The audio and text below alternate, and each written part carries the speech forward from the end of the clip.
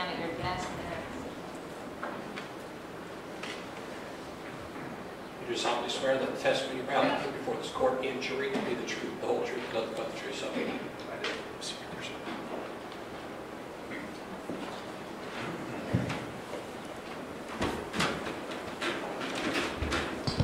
Also, Van Pelt, will you state your name and spell your last name for the record, please? My name is Jeffrey Van Pelt. Last name is V-A-N space P-E-L-T. And by whom are you employed? University of Cincinnati Police Department. How long have you been with the University of Cincinnati Police Department? Just over 3 years now. Do you know the defendant in this case, Ray Tenzing? I do. How do you know Ray?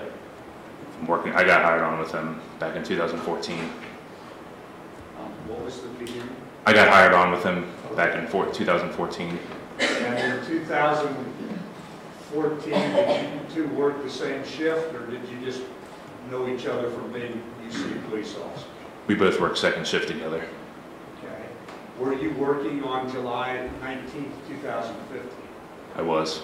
And were you were you in uniform and driving a marked UC police car? Yes, sir. Were you with somebody or by yourself? I was by myself. And were you assigned a beat on that date? I was. Can you tell the ladies and gentlemen of the jury about the beat structure at UC?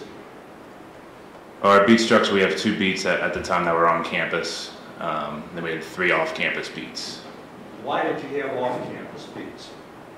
Because the majority of our students live off campus, and we wanted to be out there to help police the area that our students were living in. Who was the police chief at the time? Chief Goodrich. And did Chief Goodrich have any orders or issue any instructions to the patrol officers about what they should be doing? He did. What kind of instructions were those? He heavily encouraged us to go out there and conduct traffic stops, any violation that we could find, and any legal reason we could find to stop a car. He wanted us to stop them. Why? He had a philosophy. He called it the no-fly zone in the area, and he didn't want any drugs, guns, people with warrants in the area around our students. They had no business to be there. Did he ever instruct you as to stopping particular people of particular race or ethnicity or religion or anything else? He did not. What were the instructions? To go out there and drive around our beat area that we were assigned to that day, and it was up to us if we wanted to make a traffic stop or not, Okay. as long as we found a legal reason to.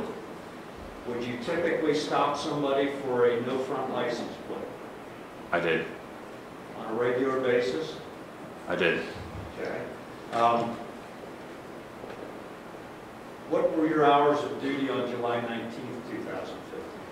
I began my shift at 3 p.m. and at 1 a.m.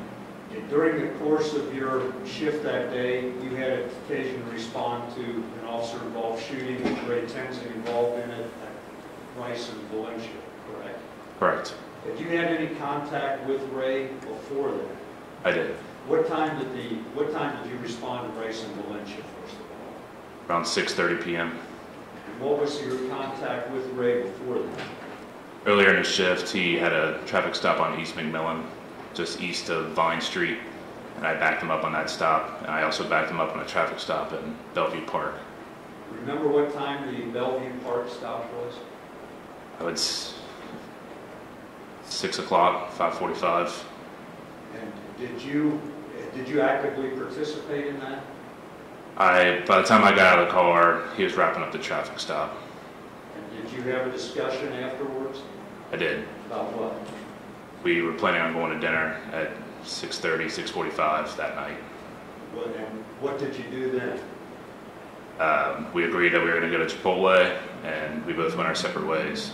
Okay. Did you notice anything unusual about Ray's demeanor when No. you parted ways from Bellevue Park? Not at all. And the next time you saw him was at Rice and Valencia, correct? Correct. What did you observe about him there? He was just in shock. I mean, I've never seen him like that before. To me, he appeared very pale. He was very white in the face, and he was just completely zoned out. Did you observe any physical injuries about him? I did notice him shaking his left arm, and he kept continuously looking down at his left elbow. And did you see any damage either to his equipment or his uniform? I noticed a scuff on the back of his pants on his right side of his buttocks, and I also noticed his handcuff case being scraped. Could you hear him making any statements? The only thing that we talked about, I asked if he was okay, and he just kept telling me I was dragged, man. I was dragged. And I responded back to my traffic post. And your traffic post was there in that area to keep people from coming through the scene? Correct. I was on Rice Street, just south of Valencia. What type of weapon do you carry?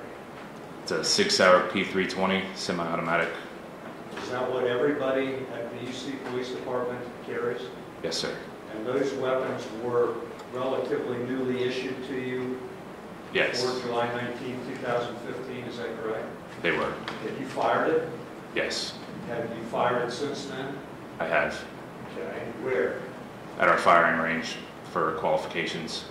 Okay, when you qualify, what do you shoot at? We shoot at a target with a silhouette on it. Are there any instructions about where you're supposed to shoot that silhouette? Yes, Where? center mass or the preferred area on the silhouette. The center mass, what is center mass? Center mass is in, well, it's in the chest area and also in the head is the preferred area. Okay, are you taught to shoot to kill? No, Are you taught to shoot to wound? no, What are you taught? stop the threat. Have you ever experienced recoil when you fired that weapon? Very minimal. Has it ever knocked you over or made you move from where you fired it? It has not. No. I got nothing further. Thank you. No questions, thank you. Okay, thank you. Officer Van Pelt, you may step in.